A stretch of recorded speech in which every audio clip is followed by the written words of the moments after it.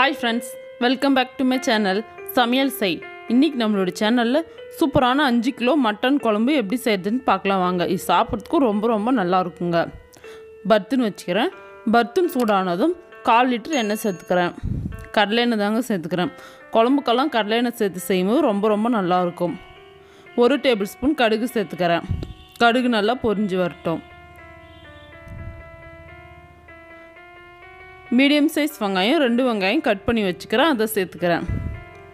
வெங்காயம் நல்லா வதங்கட்டும், மிக்ஸ் பண்ணிக்கலாம்.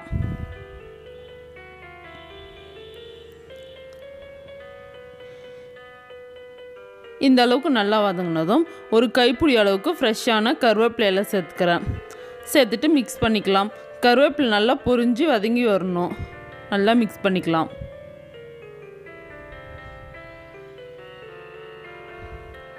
மட்டன் குழம்புக்கெல்லாம் கருவேப்பிலையும் வெங்காயம் நல்லா பொன்னிறமாக பொரிஞ்சு வந்தால் தான் டேஸ்ட் ரொம்ப நல்லாயிருக்கும். இந்த அளவுக்கு நல்லா வதங்கினதும் 3 டேபிள் ஸ்பூன் இஞ்சி பூண்டு பேஸ்ட் சேர்த்துக்கிறேன். இஞ்சி பூண்டோட பச்சை வாசனை போகிற வரைக்கும் நல்லா வதக்கிக்கலாம்.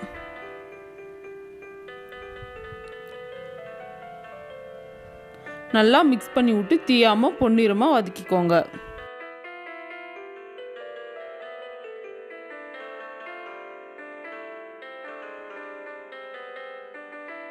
இஞ்சி பூண்டோட பச்சை வாசனெல்லாம் போயாச்சு பாருங்கள், நல்லா வதங்கிடுச்சு. இப்போ நம்ம கழுவி கட் பண்ணி வச்சுக்கிற மட்டன் சேர்த்துக்கலாம். இது 5 கிலோ மட்டனுங்க, கொழுப்பு கலந்து தான் நான் வாங்கிக்கிறேன். தண்ணியோடு சேர்க்காமல் கொஞ்சமாக இந்த மாதிரி கையில் எடுத்து சேர்த்துக்கோங்க. அப்போ தான் குழம்பு நல்லாயிருக்கும். எல்லா கறியும் கொஞ்சமாக சேர்த்துக்கலாம்.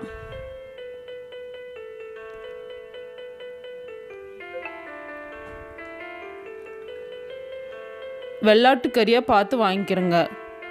நல்லா இந்த மாதிரி ரெட் கலராக இருக்கணும் கறி, அப்போ தான் நல்லா ஃப்ரெஷ்ஷான கறின்னு அர்த்தம். கறியெல்லாம் சேர்த்துட்டு நல்லா மிக்ஸ் பண்ணிக்கலாம்.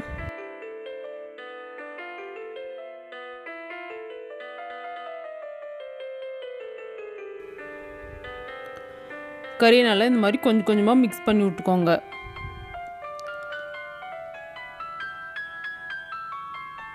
இந்த ஸ்டேஜில் கறி குழம்புக்கு தேவையான அளவுக்கு உப்பு சேர்த்துக்கிறேன். 3 டேபிள் ஸ்பூன் உப்பு சேர்த்துக்கிறேன். இந்த இஞ்சி பூண்டு வெங்காயத்தோடு சேர்ந்து நல்லா கறி நல்லா வதங்கணுங்க. இந்த கறியை எண்ணெயிலே நல்லா பாதி அளவுக்கு வேகணும். அப்போ தான் டேஸ்ட் ரொம்ப நல்லாயிருக்கும். மசாலாவெல்லாம் சேர்த்துட்டு இன்னொரு பாதி அளவுக்கு வெந்தால் சூப்பரான மட்டன் குழம்பு ரெடி ஆகிடும். இது கூடவே ஃப்ரெஷ்ஷான கொத்தமல்லி இலை சேர்த்துக்கலாம். இந்த ஸ்டேஜில் கொத்தமல்லி இலை சேர்த்து செய்யும் போது தான் நல்ல ஒரு வாசனையாக இருக்கும். சேர்த்துட்டு நல்லா மிக்ஸ் பண்ணிக்கலாம்.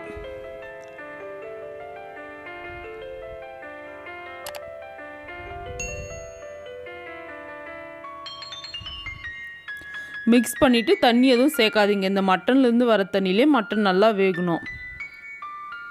பாருங்கள், இந்த அளவுக்கு நல்லா வதங்கி வந்ததும் தண்ணி எவ்வளோ தண்ணி வந்துக்குது பாருங்கள். நம்ம தண்ணியே சேர்க்கலை.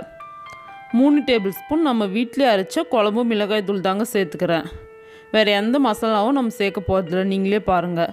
சேர்த்துட்டு மசாலாவோடு நல்லா கறி நல்லா மிக்ஸ் ஆகணும். அந்த அளவுக்கு நல்லா வதக்கிக்கலாம். இந்த மிளகாய் தூள் இருக்கிற பச்சை வாசனை போகிற வரைக்கும் நல்லா வதக்கிக்கோங்க.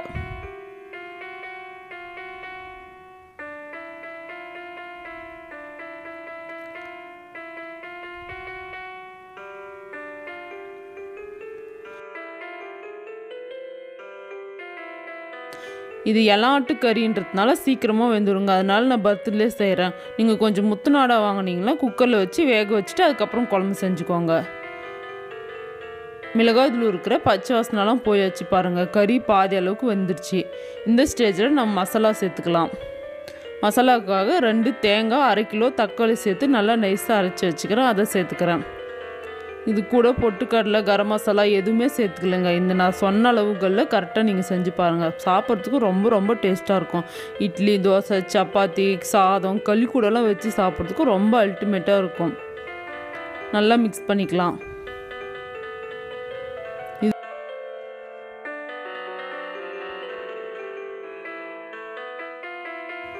குழம்புக்கு தேவையான அளவுக்கு தண்ணி சேர்த்துக்கிறேன். நான் 20 பேர் சாப்பிட்றதுக்கான அளவு தாங்க சொல்கிறேன். நீங்கள் 1 கிலோ 2 கிலோ செய்கிறதா இருந்தால் குறைவாக சேர்த்து செய்யுங்க அளவுகளெல்லாம். 3 கிலோ மட்டன் குழம்பு செய்கிற வீடியோவும் நம்ம சேனலில் இருக்குது. கண்டிப்பாக போய் பார்த்து நீங்களும் அதையும் செஞ்சு பாருங்கள். சாப்பிட்றதுக்கும் ரொம்ப ரொம்ப நல்லாயிருக்கும். தண்ணி இந்த அளவுக்கு சேர்த்துக்கிறேங்க. சேர்த்துட்டு நல்லா மிக்ஸ் பண்ணிக்கலாம். இந்த ஸ்டேஜில் டேஸ்ட் பார்த்துக்கோங்க. உங்களுக்கு தேவைப்பட்டால் உப்பு மிளகாய் தூள் சேர்த்துக்கோங்க. எனக்கு கரெக்டாக இருக்குது. நான் எதுவும் சேர்த்துக்கல. இப்போ மூடி போட்டு நல்லா கொதிக்க விடலாம். பாருங்கள், சூப்பராக மட்டன் குழம்பு கொதிச்சிடுச்சு. இந்த மாதிரி கொதிச்சு வந்தால் குழம்பு ரெடி ஆயிடுச்சுன்னு அர்த்தம். இன்னும் கொஞ்சம் 10 நிமிஷம் வேக வச்சுட்டு குழம்பு ஆஃப் பண்ணிடலாம். நல்லா மிக்ஸ் பண்ணிக்கலாம். இந்த நுரையெல்லாம் அடங்கிட்டு இந்த மாதிரி நல்லா கொதிச்சு வரணுங்க. பாருங்கள், எண்ணெயெல்லாம் பிரிஞ்சு வந்து பார்க்குறதுக்கு ரொம்ப ரொம்ப நல்லாயிருக்கு. சாப்பிட்றதுக்கும் செம்ம டேஸ்ட்டாக இருக்கும். இந்த வீடியோ உங்களுக்கு பிடிச்சிருந்தா லைக் பண்ணுங்கள், ஷேர் பண்ணுங்கள், கமெண்ட் பண்ணுங்கள். மறக்காமல் சப்ஸ்கிரைப் பண்ணுங்கள். பெல் பட்டனை கிளிக் பண்ணுங்கள். அடுத்த வீடியோவில் பார்க்கலாம்.